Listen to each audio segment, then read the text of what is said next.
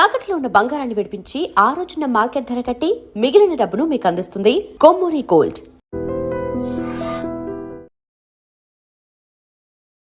ఒక రకంగా మీకు పిచ్ అని చెప్పి ప్రచారం చేశారు. ఎవడు తెలీదు తెలీదు అంటే న్యూస్ ఎందులో వచ్చింది? పేపర్లో వచ్చిందా? లేకపోతే ఎవడు ఈ బ్రోకర్లు ఉన్నారు కదా, ఈ అమ్మాయిలకు సెటప్లు చేసిన బ్రోకర్లు ఎవడైనా చెప్పాడా?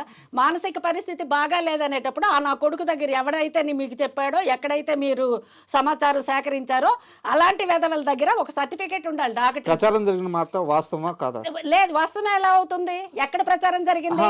నేను అది నిజమా అని నేను అనట్లేదు. మీ పైన అలాంటి నింద వేసింది నిజమా కాదా? ఆ నింద వేసింది నిజమే అని చెప్పేసి అనడానికి ఈ అమ్మాయిల బిజినెస్ చేస్తున్న సోకాల్డ్ పర్సన్స్ మాత్రం ఇలాంటి ఒక బ్రాండ్ దీనికి ఒక ముద్ర వేసి దీని మానసిక పరిస్థితి బాగా లేదని చెప్పేసి అక్కడ నుంచి వెళ్ళగొడతామని ఆ వాచ్మెన్ పెళ్ళం పదే పదే అదే ఈ మాట అన్నది, ప్రయత్నం చేశారు. ఆ మాట అయితే మాత్రం పదే ఆవిడ ఈ మాట, ఇగో నా దగ్గర వీడియోలు కూడా ఉన్నాయి, నీకు ఇక్కడి నుంచి వెళ్ళగొట్టాలంటే నీకు మానసిక పరిస్థితి బాగాలేదన్న ఒక్క మాట చాలని చెప్పేసి అన్న వీడియో కూడా నేను రికార్డ్ చేస్తున్నాను.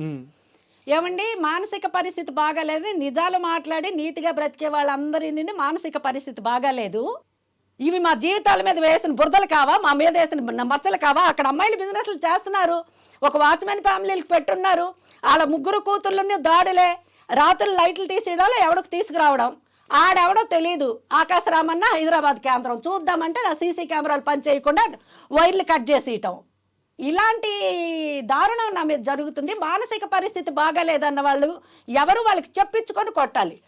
ఇప్పుడు ఏకే పాల్ గారు నిజం మాట్లాడితే ఆయనకి కూడా కొన్నాళ్ళు ఫుట్బాల్ ఆడుకున్నారు, మీడియా వాళ్ళు కానీ బయట వాళ్ళు కానీ. కేఏ పాల్ గారు మరి మంచిగా మాట్లాడి సొసైటీకి మెసేజ్ ఇచ్చిన వాళ్ళు అందరూ మానసిక పరిస్థితి బాగాలేకపోతే, ఈ డబ్బు కమ్ముడిపోయిన వాళ్ళు, ఈ లంచాలు కమ్ముడిపోయిన వాళ్ళు, ఈ బిజినెస్ చేసిన వాళ్ళందరినీ మంచి వాళ్ళేనండి.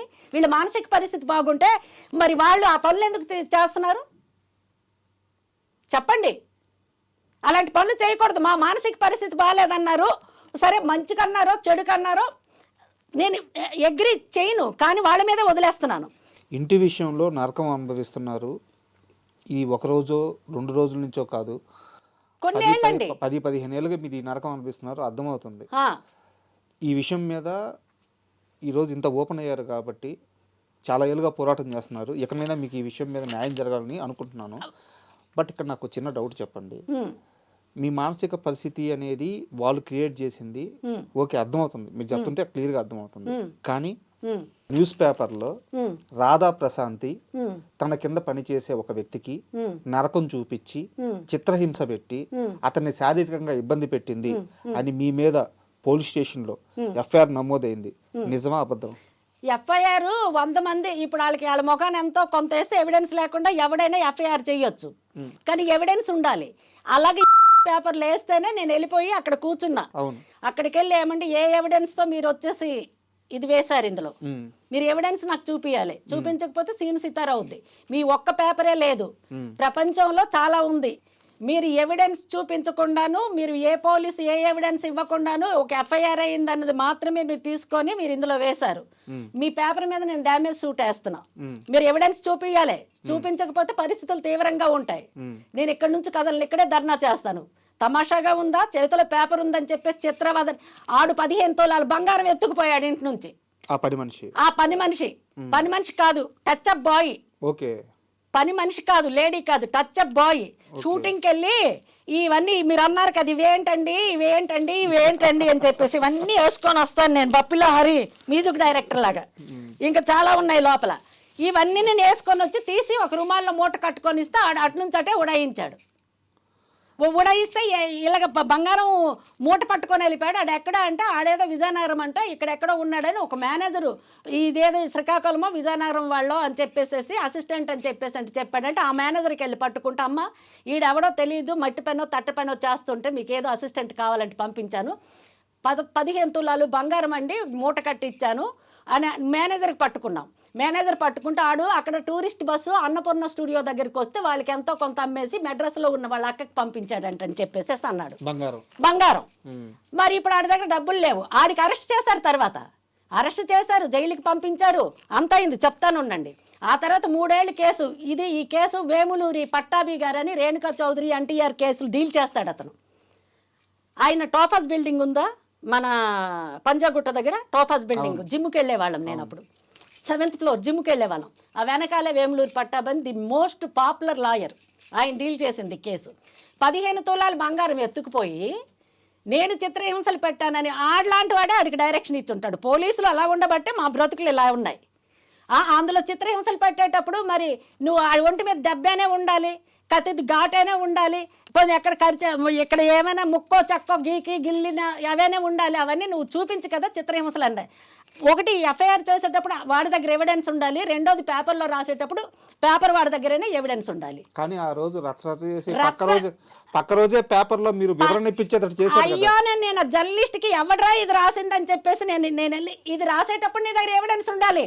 ఎవిడెన్స్ లేకుండా ఎలా రాసావంటే ఈ పిఏ ఉంటారండి, అమ్మ మీకు ఇక్కడ ధర్నాలు గిర్నాలు వద్దు, మీకు జస్టిస్ చేస్తాము, ఎవడైతే రాశాడో వాడికి దీనికి ఖండించి మళ్ళీ ఇంకొకటి ఖండించి కూడా వేశారు. మీరు చూసారు? అదే నేను అడిగింది, వివరణ వచ్చింది కదా. ఎవడేసాడో నాకు కావాలి. ఇంత పెద్ద పేపర్ పెట్టుకుని సిగ్గేయాలండి మీకు. ఎట్లా మీరు ఇలా చేస్తారంటే, అమ్మ ఇది వేసింది ఈ ప్రొఫెషనల్గా పేపర్లో జర్నలిస్ట్ కాదమ్మా, జర్నలిస్టులు ఎప్పుడు తప్పు చేయరు. స్టింగర్స్ అని ఏ ఏరియాలైనా ఏదైనా ఒక మర్డరో ఒక మానభంగమో ఇష్యూ జరిగితే వాళ్ళు సమాచారం మాకు ఇచ్చినందుకు వాళ్ళకి ఇంతని ఇస్తాం, వాళ్ళకి స్టింగర్స్ అంటారంట. వాళ్ళు సేకరించింది శ్రీనివాసరెడ్డి అన్న అతను మాకు ఇది ఇచ్చాడు అంటే ఈ ఎఫ్ఐఆర్కి డీటెయిల్స్ ఇలాగన్నారు అలాగన్నారని. ఆడెక్కడుంటాడు అన్నాను. ఇది అమీర్పేట దగ్గర ఇప్పుడు మన రామ్ గోపాల్ వర్మది క్యాసెట్లు వీడియో షాప్ ఒకటి ఉండేదండి, కనిష్క బార్ అండ్ రెస్టారెంట్ అని అక్కడ ఉండిందండి. అమీర్పేట చౌరస్తా సెంటర్ లో కొట్టానండి, కాలర్ పట్టుకొని ఈడ్చుకొచ్చాను. ఫస్ట్ ఫ్లోర్, ఆ ఫ్లోర్ నుంచి మెట్లు దిగు ఇలాగే ఈడ్చుకొచ్చా. ఎందుకే కదా మిమ్మల్ని టైగర్ అనేది? కాదండి, ఈడ్చుకొచ్చా నేను ఆ సెంటర్కి. అప్పుడు ఈ రామ్ గోపాల్ వర్మ వీడియో క్యాసెట్ల షాప్ ఉంది, బార్ అండ్ రెస్టారెంట్ కనిష్కనో ఏదో పేరు నాకు కరెక్ట్. అక్కడ అంతమంది జర్నలిస్టులు ఉన్నారు, అవన్నీ చేసుకొని దగ్గరకు వచ్చారంటే పరిస్థితులు తీవ్రంగా ఉంటాయని మెయిన్ రోడ్డు దగ్గరికి నేను వాడు కాలర్ పట్టుకొని మెట్టుల నుంచి ఈడ్చుకొచ్చి ఎక్కడరా కొట్టాము, చిత్రహింసలు ఎక్కడ చేసాం, నువ్వు ఒక్క ప్రూఫ్ చూపించకపోతే ఇక్కడ నీకు ఏసి పారదొబ్బుతా. మీరు అన్నారే మానసిక పరిస్థితి బాగాలేదు, మానసిక పరిస్థితి బాగాలేని వాళ్ళు మర్డర్ చేసినా కూడా మానసిక పరిస్థితి బాగాలేదు కనుక కొట్టివేయబడింది అని తీర్పు వస్తుంది. అందుకనే కొట్టారా? అప్పుడు కాదు, ఇప్పుడు మీరు అన్నారు కదా, ఇక్కడి నుంచి మాత్రం అదే జరుగుద్ది. మానసిక పరిస్థితి బాగాలేదని ఎవరైతే ముద్ర వేశారో అలాంటి వాళ్ళు ఆత్మరక్షణ కోసం మర్డర్ చేసినా కూడా కేసు కొట్టివేయబడుతుంది. అందుకని చెప్పి అప్పుడే నేను ఎందుకు కొట్టానంటే, ఎలాగండి నిందలు వేస్తారు. ఇప్పుడు మేము ఇండస్ట్రీకి నమ్ముకొని వచ్చిన వాళ్ళం, ఇలా చిత్రహింసలు పెడుతున్నామని చెప్పేసి తెలిసేటప్పుడు రేపు పొద్దున్న ఫలానా నటి ఈ విధంగా ఫలానా పరిస్థితి ఆవిడ దగ్గరికి వెళ్తే ఇలా అంటే మాకు ఎవడైనా వేషం ఇస్తాడా? తర్వాత ఖండించారు, మీరు చూసారో లేదో. రాధా ప్రశాంతికి సినిమా ఛాన్సులు రాకుండా పోయింది పేపర్లో పడ్డ వార్తల వల్ల కాదు. రాధా ప్రశాంతి సినిమా షూటింగ్ నడుస్తున్నప్పుడు సెట్స్ లో ఎంతమంది మేనేజర్లు కొట్టారు? ఎంతమంది మేనేజర్లు కొట్టలేదు కానీ ఒకళ్ళు కో డైరెక్టర్ని కొట్టాను, ఇద్దరిని, ఒక మేనేజర్ని కొట్టాను. ఎందుకు అంటే ఎర్ర సూర్యుడు షూటింగ్ అప్పుడు ఇప్పుడు పెద్ద ప్రొడ్యూసర్ అయిపోయాడులేండి ఆయన. ఎందుకులే ఇప్పుడు స్టార్ ప్రొడ్యూసర్లు స్టార్ హీరోలు వాళ్ళ అబ్బాయిలు. అప్పుడు ప్రొడక్షన్ మేనేజర్ అతను. బట్టలు మార్చుకుంటుంటే నేను ఇలాగ తలుపు తీస్తే నేను బట్టలు మార్చుకుంటున్నానండి సారీ అని గడపెట్టిన తర్వాత దబా కొడుతున్నాడు. ఎందుకు అక్కడ ఇరిటేషన్ వచ్చింది నాకు. జాకెట్ చీర మార్చుకోవాలి, చేంజ్ అన్నారు డ్రెస్, దబా కొడుతుంటే నాకు తేళ్ళు జర్లు, అప్పటికే నాకు బ్లడ్ ఉడుకుతుంది లోపల.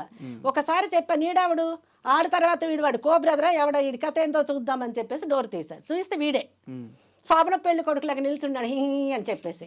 ఏంటి కథ అన్న, ఏంటి మీరు పెద్ద గ్రేట్గా ఫీల్ అవుతున్నారు, అవుట్డోర్కి వెళ్తే ఆ చెట్టు దగ్గర ఇలా పక్క తిరిగి మార్చుకుంటారు, మీరు ఇట్లాగ వచ్చేసి గెడలు పెట్టి మీరు ఇలా తలుపులు వేసి మార్చుకుంటే ఇండస్ట్రీలో ఉన్నట్టే చాలా మందికి చూసాం మీలాంటి వాళ్ళకని అన్నాడు.